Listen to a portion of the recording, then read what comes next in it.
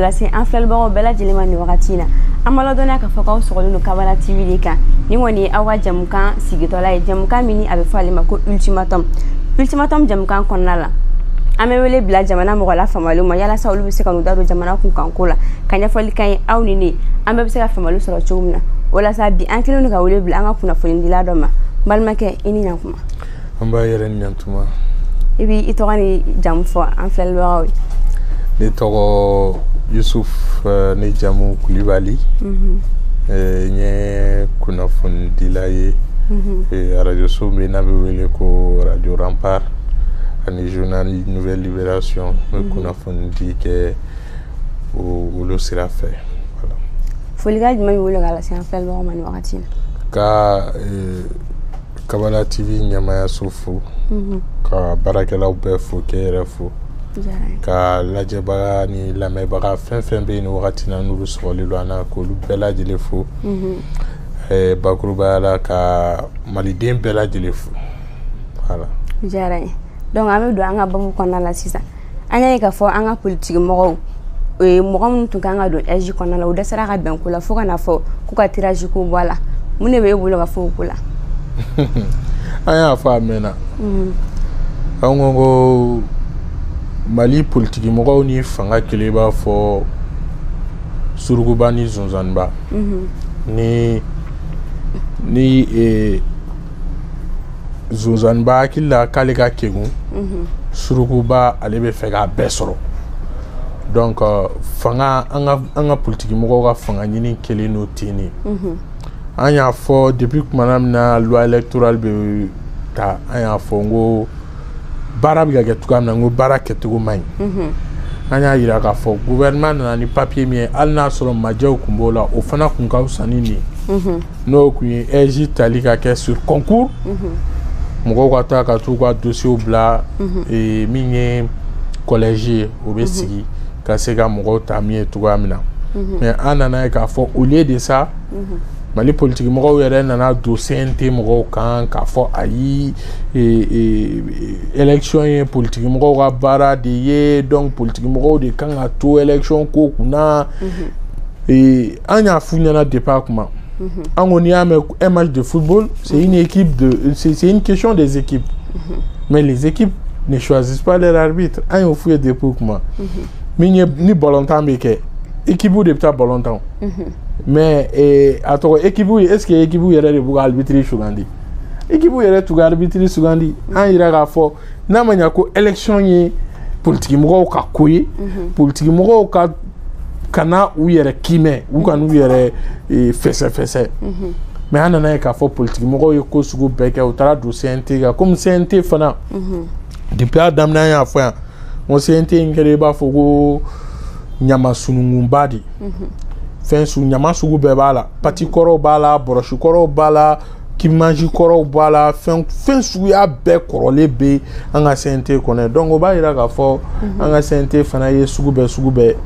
u fana y'o baara suguya kelen de kɛ o baara cɛjugu de nana wolo ni SJ ko in na an y'a yira k'a fɔ ko SJ tacogo min b'u bolo bi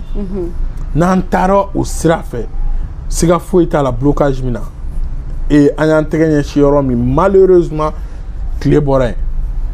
politiki mɔgɔw nana yira k'a fɔ ko u yɛrɛ ka kuma k'u bɛnnen don fɛn kelen na Mali la o y'u yɛrɛ ka bɛnbaliya ye k'a fɔ k'olu yɛrɛ tɛ se ka bɛn fiyewu olu bɛnnen don o dɔrɔn de la donc u ko o bɛnbaliya u nana o fana labaara tuguni ka n'o lawaleya an nana ye k'a fɔ ko u nana wolo min ye k'a fɔ ko ka a kɛ sur tirage au sort min n'o o kɛra min ye tile fila in na n'an bɛɛ y'a ye donc ne hakilina ye min ye dɔrɔn o de k'a fɔ ko don ko min ma bali ne na k'a fɔ politiki mɔgɔw tun tɛna bɛn a la ne tun b'o dɔn mais aller jusque là peut-être c'est un peu trop mais quand même j'étais sûr que k'a fɔ ko politiki mɔgɔw u tun tɛna bɛn a la malheureusement. D'accord i ni ce o jaabi la an y'a ye fana k'a fɔ ko an ka parti belebeleba dɔ bɛ yen n'o dɔ bɛ tali kɛ RPM ADEMA ani CODEM kan olu ko olu jɛlen tɛ ni tirage ko ye quoi e b'o fana ye cogo di olu tɛ jɛnɛ ye parce que olu jɛlen tɛ ni foyi ye ni parti ninnu ye Mali ci ni parti ninnu ne farala ɲɔgɔn kan ka jamana in filenkolo ci k'a dagakolo ci un bino olugo ku adamine ni mo kele on ya fo ku eji ka tagatugo kan adema est vice-président de bino nu l'excellent avocat Kassoum Tabo alego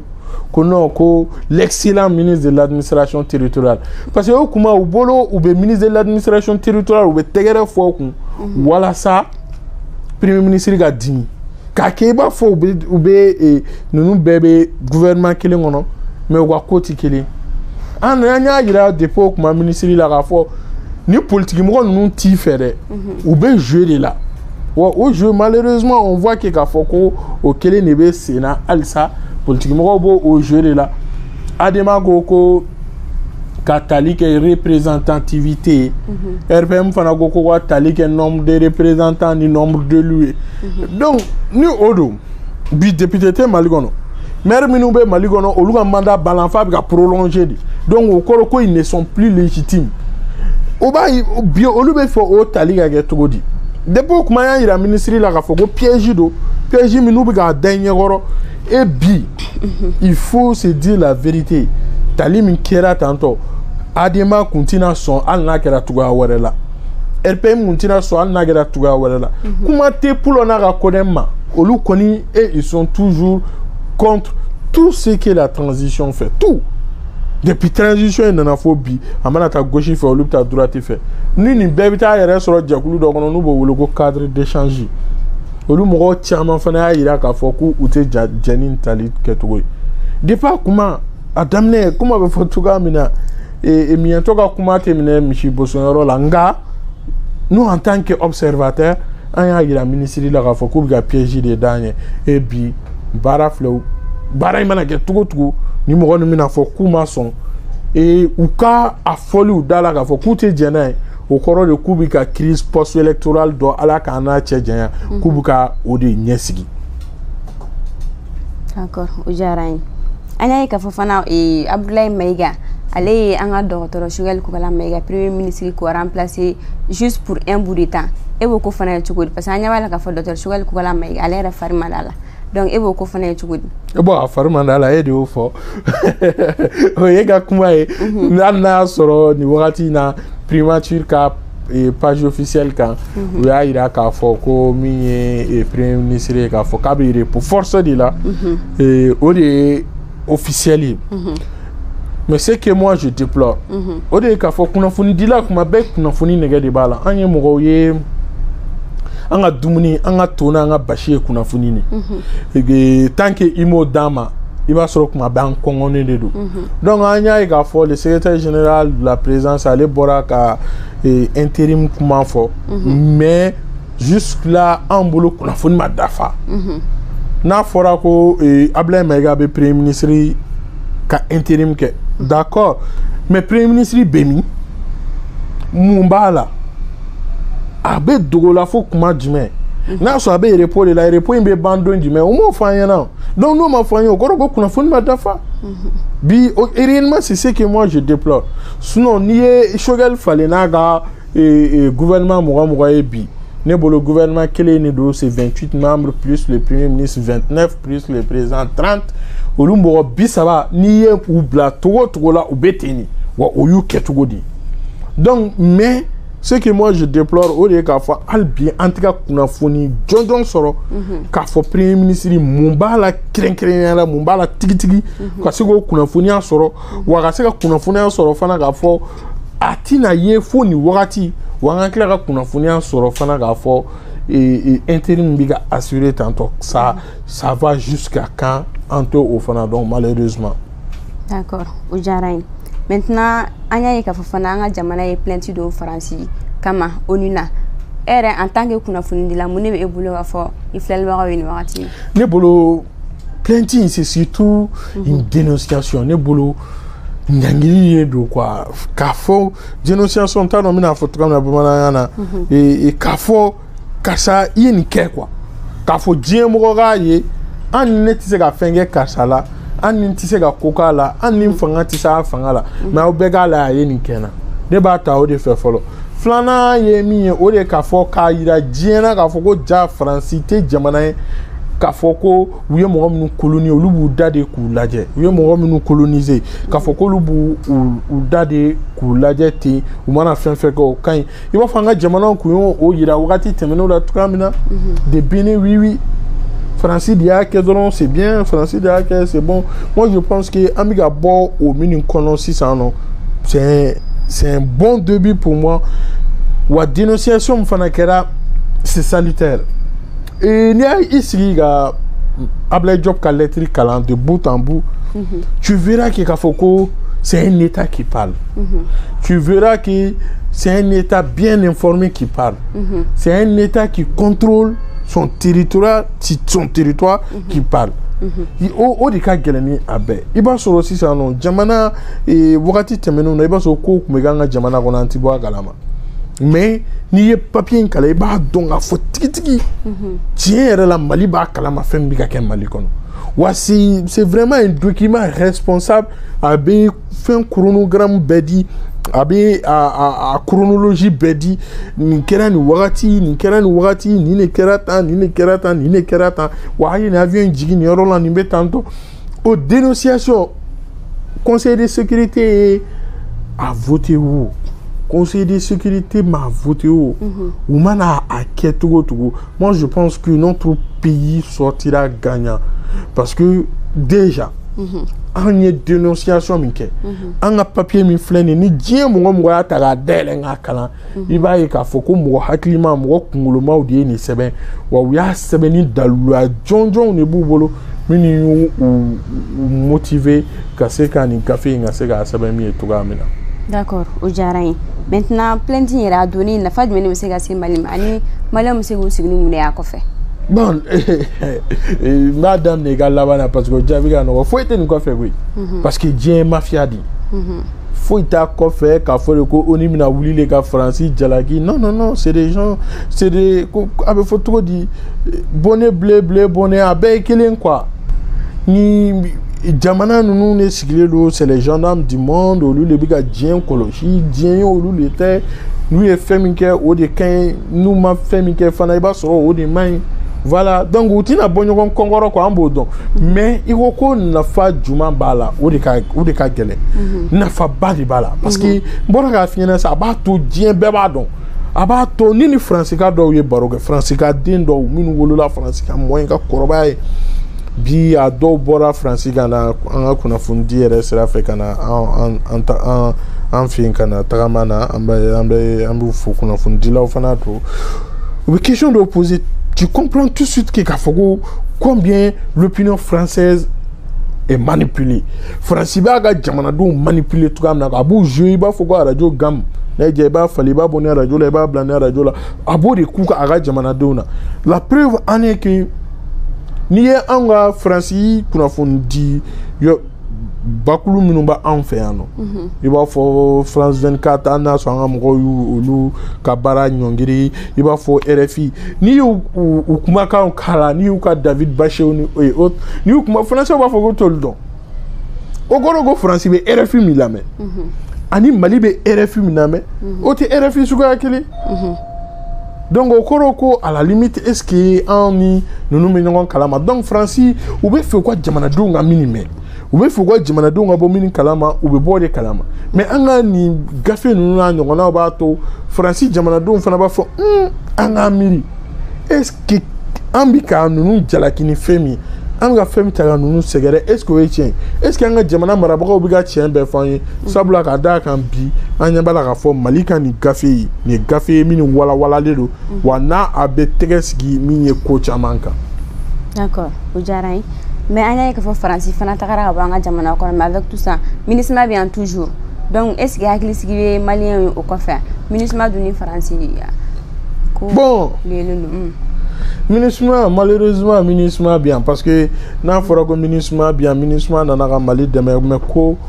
fo MINUSMA fana ka lakɔlɔsi MINUSMA fana kɔlɔsilen don MINUSMA fana dɛmɛnen don ko bɛ ka kɛ MINUSMA ye donc je pense que olu fana ti ko ye ko minnu ye ko bɛntaw ye bi la présence du MINUSMA est vraiment remise en cause. Moi, je pense que nafa juma be MINUSMA toli la en fait hein. Kololo juma banango la mais France tagadi gabo Mali konna la c'est salutaire. Parce que sans connaître France ben enfin on en janvier 2013 faut bi ou ba enfin non. À 100 kononton konna la France de Barkhane à de Serval à Barkhane anya ga foto yelemana mais mission dale na doni mais na kumba sabade kumbe Serval la nga jamana konna la janvier 2013 unali a folo oyeko ka Malika jamana fan besegi ama Malika parce que ubina wakati na aso gaw tambulo tomoktu tambulo kidal tambulo una kunye wala saka sega Mali intégrité territoriale segama bi benya bala ga forma ke una kumba flana mi ko terrorisme kele olubina wakati na aso terrorisme be gaw tomoktu kidal mais bien anana ga fo terrorisme non seulement avec gaw tomoktu kidal mais avec mopti avec fo ne fe nara avec ka dugula fo kai avec fo et doga dugula et mas nunga dugula ya fait et siga so avec befi donc o ba ira bika fo tiere la ka fo ko una ko amana fanya sabana mi ko kana oninga résolution ga sega na o batono o MINUSMA et tout on voit que ka fo ko na fo fana maye o la parce que oninga résolution ba mu ko kana do mo oni nyonche kelekela flan nyonche e kana sinema ne kana sinema mais anya biga fo ko kuma be bimbe ka anka o lu bela dile sigle nyina donc o ba ira ka fo ko una kun d'une manière générale au maniana bo donc binugo coup d'état ça ne peut être que salutaire parce que nigo mo ma kwa na taka kololo be game yi ibi yera nyinga face do infe abi an nafa mu an nafa di ola tan la rafo anye kele chama ke an yere kuna fundila nga an wula ga do kele chamana pour que ka ira ga fo kanga jamana akanga amanga nga tobi ni hukumu in konna la an kanga nga keleke fanga jamana ga blami aka hukumu yere konna la. D'accord, merci beaucoup. Yara wala debout sur la rempart ale ga labam sigi senka yala saka MINUSMA gain ka banga jamana kono yani le 22 septembre. Est-ce que la yini na sika sabatia? La yini sabatila ama la yini sabatila kaban.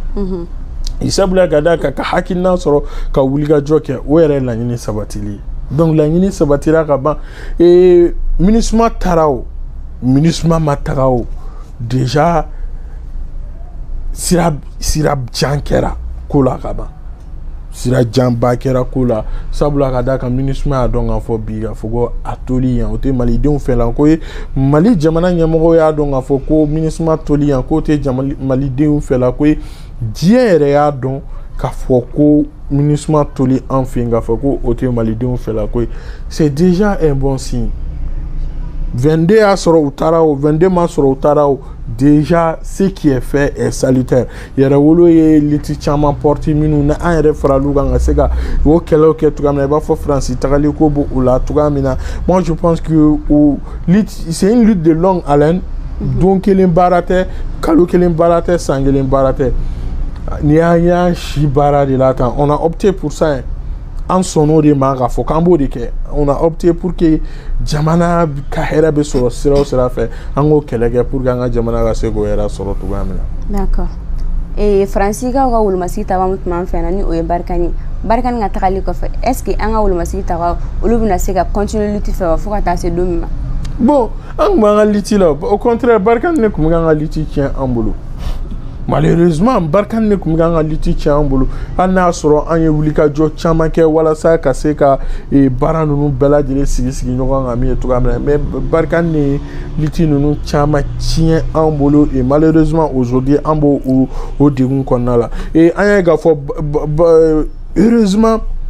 moi ma fin de jatimine mais qui est vraiment salutaire ni ko bela o de ka fo ko e Mali wakati ni Barkhane be kando bla aba retrocéder kante abaduni abe retrocéder o mu Barkhane tara Mali armée na nous place là Barkhane bora Kidal Mali armée na nous place là o bora Tombouctou Mali armée na nous place là c'est ça ou ga kan là-bas ou o de blano ko gawe wa Mali armée na nous place là mais attaque simultanée ou me kanga jamana ko na tisa o ebo yo chugori nya fali me wulo ka kanyi wala mais o jago adio terrorisme ne vécu ya no ambe terrorisme ne kono ambe wakati mina ka gelen ko se banga histoire la o ambe wakati mina ambe fait mo munu bien ni a 100 kono ton bientôt 10 ans sondra me do a 100 ans ngono olu minu ma fait ambe fo luga ko do anati e kuma be o be fa cause do de créer pour que o se ga tout en tout cas maintenant pour justifier leur présence et aujourd'hui on m'a malheureusement ça ne va pas marcher. Au lieu de dire que terrorisme nous bela de financer les forces étrangères dans des faits. Sinon en baba Moussa Traoré côté to connaît chez nous jolé ko kalaba kono. Terrorisme nous tisega ni financer. Mais nous kele ko ou jolé lo al sadron o koro ko femi be no o ka bunga teme anyebe femi na ka. Donc na manya ko be tinto on accepte ça pour un moment. Bi barkan ga tagali mado ubi chama babo la parce que ni anye ibo lettre mi kuma fo Mali autorité lettre mi ci conseil de sécurité la onina o ba yira anna ka fo alni attaque simultané mi numga ke ko chama bi ga ke o ba yira ka fo ko barkan nunu ni minusma nunu to o la dunaye quoi donc o luka tagali en fi am se ka bon fi no am se o be se ka ge sababu amanga territoire maîtrisé amanga information amba soro kanya et de sources sûres am se ka baraga to gamna pour que ni attaque mi numga ke maldo nganu sigi ne o de fo maldo nganu sigi afo ko ne clé fla ko be clé sabako ni se ka wakati janta anya ega foko America ontara Afghanistan ou kondo Afghanistan na soro masega terrorisme kela ga ba oui Amérique première puissance militaire au monde ou tara Afghanistan ou desere olula anya ega fo America ontara Irak ou dondo go arme chimique be no fo bi ou bora ga soro ko foite no wo alishini Irak ombe gela konala anana ega fo utara Libye chi Kadhafi no fe ko démocratie mais anana ega fo lu kelenga Libye chi les terroristes yu sago sur la Libye la fo atara Amérique yere ambassadeur faga et ambassade kono Libye o bele kera donc o ba ira ananga fo ko bi angana sigide ga fo ko a bebina bandungele nga foko ko pere binyana bo dungele ça ne sera pas comme ça, c'est une lutte de longue haleine et on est sûr que ka foko nous ko bita ban wakati na malido ni ga herabe sorala. D'accord, yala saka jamugan yala kundo sisano anga jamana kona gelam balasa ebo gela ya chugo ani anga senegala ko côté yala anga ko gela bi ko sebe ebo be chugo di bon Vicher nebe na songo bo je sais que cadre chama bi o furule lo be na songo bo la be ba do nga fo bi ko gelabe era ba do ko gelabe ni tara sugula ke bita saninga e ba e ka fo go frem be da gelaya benye bala mais dimension ba de nedo mais fembe no go gelana be aujourd'hui ministre Flabe malane bolo biolu mangate ga tuga ministre ala nga tien fanyo ngai quoi wene Yusuf Kelenga Lanini Kake Assimi fait Kake Alakama.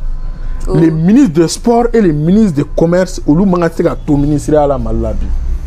Parce que ministre de commerce c'est la wuli trop dit ta exonération jamana wari be chega di morodoma et de clatroni tu n'as pas aimé là-dessus il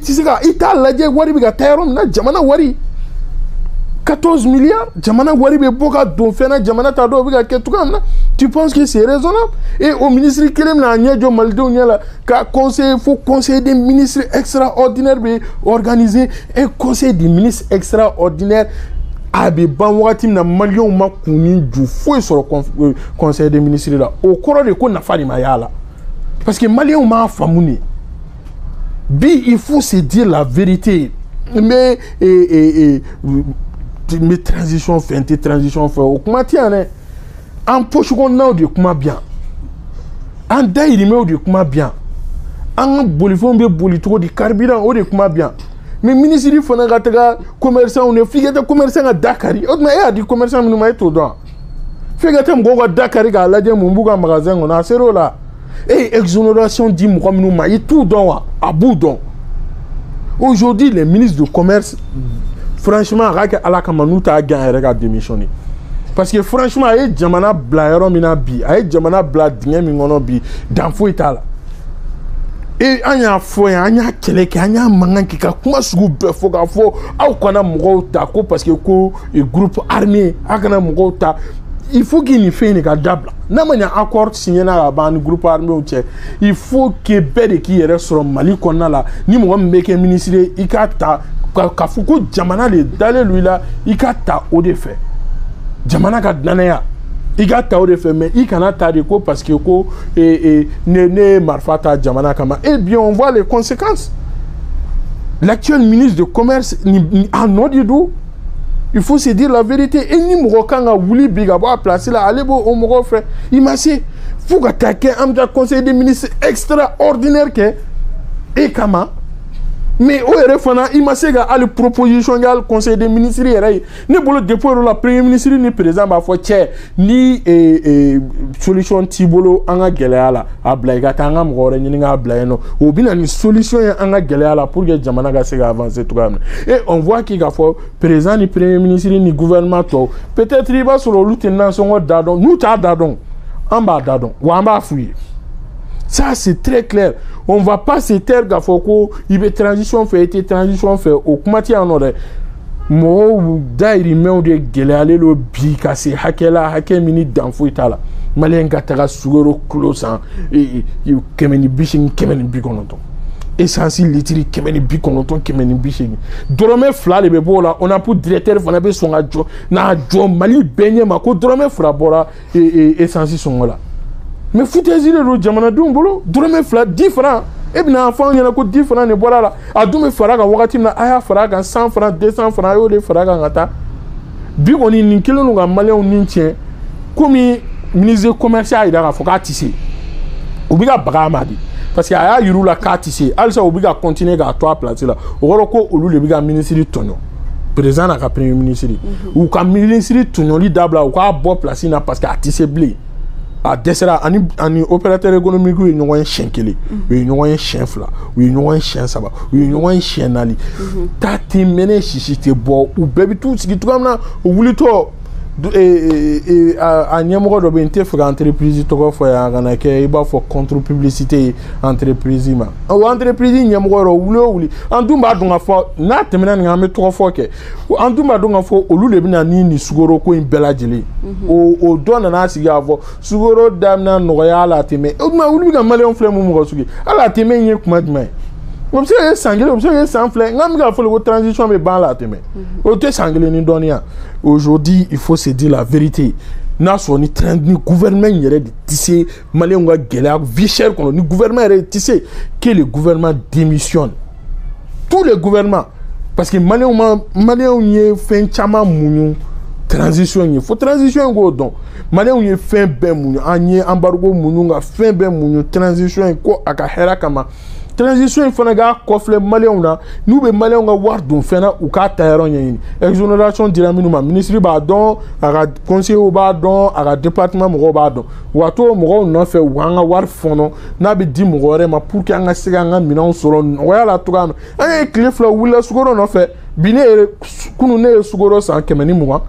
o go bane do ka fa tin ube kore o tere iba fo ko ni jamana yere bi ga jamana den étouffé sugoro kilo kele me kemeni bisaba la sisa kemeni mugan yere am yoro do ne yere soro kemeni mugan kemeni bisaba kemeni mugan ça dépend biga mengo wati do la kun bala ka ta fo kemeni bishegina e bo fam to di mu ya jigi ube sugoro kura ne na ube aramadin kura ure na ube malien kura do ure bien o chiteo ni sugoro kele nunu u kun fam nunu fira ma kemeni bishegina jamana wula ka jo u ya la sigi mais est-ce que à zéro là jamana yere mangante ka bara ta bolo don ni bolo service public qui est continuité de quoi et au mangante ka joga fo an wula mo kama fo da OTM caméra ta ta mo ka magasin Dakar à zéro là mais ya kilem mi accord d'Alger walalla ne bolo et en bora accord d'Alger ko kono go o le ba kono alsa gouvernement wagen ni shogal no le bitawbe sigi sinon en boro kono de ni papier langolon diye ni kanga ga fridi mali on mangantiga ni jatere di mali tili kuma de ba kono an biga finyana ere mangantiga accord d'Alger question posée ne parce que ne biga finyana si ça non ko accord d'Alger kololo ali sugoro ni fem no dabga yela accord d'Alger kololo le du parce que ngodi banga gouvernement ngono ko MNLA ko SEMA ko ni u tara ni jɛkulu la kana groupes armés groupe autodéfense olu mɔgɔ ninnu de filɛ nin u bɛ ka nin ko ninnu kɛ an ka gouvernement kɔnɔ bon bi an kan ka bɔ nin de kɔnɔ accord ko in an bɔra a kɔnɔ koyi olu de ye ministres sigi ko pour question d'accord d'Alger u ka taa u k'a ɲɛnabɔ u k'an bɔ nin accord ko in kɔnɔ pewu malidenw ka se ka lafiya cogoya min na k'a daminɛ Kindira fo Tamanrasset an bɛɛ lajɛlen ka se ka ɲɔgɔn ye min ye cogoya min na n'o tɛ k'a fɔ de k'u bɛna ka na fura mɔbali k'u bɛna maliyɛnw digi n'o ye an tɛ sɔn. E ko k'an bɔra accord d'Alger kɔnɔna la mɛnna mais 26 000 combattants min kan ka intégrer sisan n'olu kan ka taga bila yɔrɔ caman na sisan. O tɛ ka fugariya sinsin jamana kɔnɔ o tɛ e yɛrɛ k'a lajɛ ka taa mɔgɔw ta ten k'e delila ka marifa ci jamana na k'o kɛ o tɛ ka fugariya sinsin ni mɔgɔ kan ka ta ko parce que k'a ye marifa ci jamana na k'a ta k'a don armée na u ka taa kasobonba la mɔgɔ minnu ye sonyɛni kɛ mɔgɔ minnu ye mɔgɔw ka da kari ka sonyɛni kɛ ko parce que ko da dumuni t'u bolo u ka t'olu labɔ kɛ u ka n'u don armée na mɔgɔ joli bɛ yen parce que u ma se ka armée sɔrɔ de. U taara marifa ta jamana kama ka taa suguba bitigiw da kari ka taa mɔgɔw ka so da kari ne bolo bi olu kan ka bɔ kaso la k'u don armée na mais fugari dɔw bɛ t'u da yɔrɔ dɔ la ko groupe armé ka to olu ta yen nɔ ka na olu kana tenue d'u Mali tenue d'olu la ka marifa d'u ma an bɛ nin tiɲɛ fɔ dɛ yanni an kɔni ka sa an bɛ nin tiɲɛ fɔ fugariya de don mɔgɔ minnu ye marifa ta Mali kama foyi m'u bila ka marifa ta jamana kama ni fugariya tɛ. Wa k'u intégrer tuguni k'a fɔ ko u ka segin ka na don Mali tenue na o ye fugariya ni banjanbilaya kolokolotɔ de ye jamana kɔnɔ sini dɔ bɛ wuli yɔrɔ dɔ la o fana bɛ an narakaw an b'a fɔ tiɲɛna gidɔrɔn ma se nara i jɔ an fana ka wuli ka marifa ta jamana kama u b'a fɔ bon an bɛ gidɔrɔn sama ka na narakaw a ye mɔgɔ 1000 de an k'a don armée na e bolo ko jamana bɛ mara ten jamana tɛ mara ni dusu ye jamana bɛ mara ni hakili de wa jamana mara la kuma o kuma i bɛ ko de kɛ sini ma sinikɛnɛ ma ni ne tɛ yen nɔ tiɲɛ yɛrɛ la mɔgɔ min na ne kɔfɛ a bɛ ne ka nin papier in ta ka baara kɛ ne ka sɔrɔ ala a ma sɛgɛn mais u taara papier kuntan min signé ko wuli o kuma yɛrɛ u y'an ka président kɛ cogo ne bɛ ka an t'a dɔn k'a bila ka nin papier kuntan signé bon bi o papier kɔlɔlɔ de filɛ nin ye Mali kan et malheureusement maliyɛnw bɛɛ lajɛlen bɛ ka a sigi mɔgɔ damadɔni parce que an k'a fɔ ten dɛ hali n tulo bɛ kuma la an t'a dɔn ni tiɲɛ don ala kana kɛ tiɲɛ ko n t'a dɔn ko ENA concours min kɛra ala ma mɛ ko 20% ko o bɛna di nin mɔgɔ ninnu ma e ni ala cɛ ninnu bɛ baara kɛ bilen mɔgɔ minnu b'a dɔn k'u bɛ fɛn sɔrɔ ten fu olu bɛ baara kɛ an ka ɲɛ yɛlɛ an ka jamana la jamana marabagaw fana k'a dɔn k'a fɔ ko mɔgɔ hakilimaw de b'u kɔ n'u ma sabali an bɛ wuli u kama n'an wulila u kama fana ça sera vraiment dur. Et aujourd'hui, on ne va pas accepter que jamana ka to ni sira in kan jamana ka to fugariya de dɛmɛli la parce que bi ka ninnu mɔgɔ ninnu ta ko parce que k'u ye marifa ta jamana kama fugariya kolokolotɔ de don jamana kɔnɔ. Jamukan in kɔni sera a kuncɛyɔrɔ ma sisan kumakan laban jumɛn wuli ka fan filɛbagaw ye. Bon an ye kalanden de a bɛ se ka kɛ an bɛ fili n'an filila fana an bɛ o hakɛto ɲini kɛ mais k'a fɔ de k'an ye kuma de fɔ k'a ma diya i ye. Bon n'a ma diya mɔgɔ min ye o b'a dɔn k'a fɔ ko kunnafonidila tɛ kuma walasa a ka diya i ye an bɛ bɛɛ lajɛlen fo wa ni ɲuman minnu yera a la an bɛ jamana marabagaw deli u k'olu ta ka baara kɛ n'o ye an b'u deli o la tiɲɛ yɛrɛ la jamana in sera yɔrɔ la sa an k'an ɲɛ jɔ ɲɔgɔn ɲɛ la ka tiɲɛ fɔ ɲɔgɔn ɲɛna malidenya la o kɔfɛ ni minnu bɔra o tiɲɛ kɔnɔna la an bɛɛ lajɛlen ka o ta ka baara kɛ n'o ye k'aw yɛrɛ fo k'i fo ka Kabala TV ɲɛmɔgɔyaso ni a filɛbaga